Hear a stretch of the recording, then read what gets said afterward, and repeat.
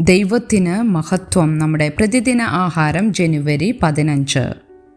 വിലാപത്തിൽ നിന്ന് സ്തുതിയിലേക്ക്.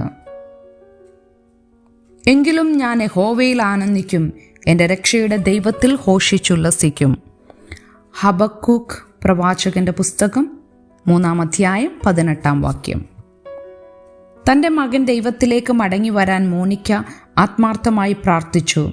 അവൻ്റെ വഴിപിഴച്ച ജീവിതത്തെ ഓർത്ത് അവൾ കരയുകയും അവൻ താമസിക്കാൻ തിരഞ്ഞെടുത്ത വിവിധ നഗരങ്ങളിൽ അവൾ അവനെ പിന്തുടരുകയും ചെയ്തു. സാഹചര്യം നിരാശാജനകമാണെന്ന് തോന്നി. അങ്ങനെയിരിക്കെ ഒരു ദിവസം അത് സംഭവിച്ചു. അവളുടെ മകൻ ദൈവവുമായി സമൂലമായ ഒരു ഏറ്റുമുട്ടൽ നടത്തി.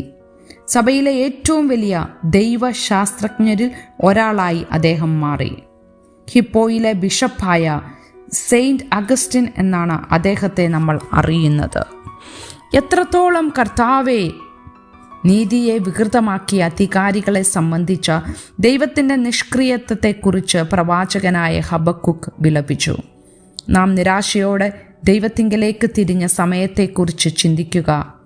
നീതി കിട്ടാതെ പോയ നിമിഷത്തെ നമ്മുടെ വിലാപം, പ്രത്യാശ നഷ്ടപ്പെട്ട ആശുപത്രി യാത്ര, തുടർച്ചയായ സാമ്പത്തിക ബുദ്ധിമുട്ടുകൾ, അല്ലെങ്കിൽ ദൈവത്തിൽ നിന്ന് അകന്നുപോയ കുഞ്ഞുങ്ങൾ.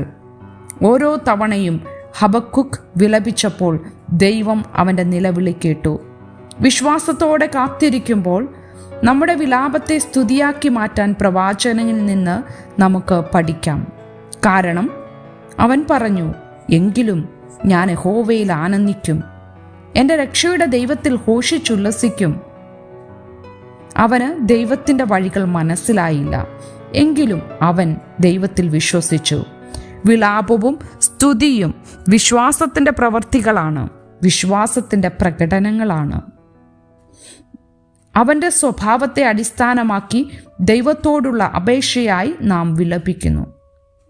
അവനെക്കുറിച്ചുള്ള നമ്മുടെ സ്തുതി അവൻ ആരാണെന്നതിനെ നമ്മുടെ അത്ഭുതകരവും സർവശക്തനുമായ ദൈവം അടിസ്ഥാനമാക്കിയുള്ളതാണ്.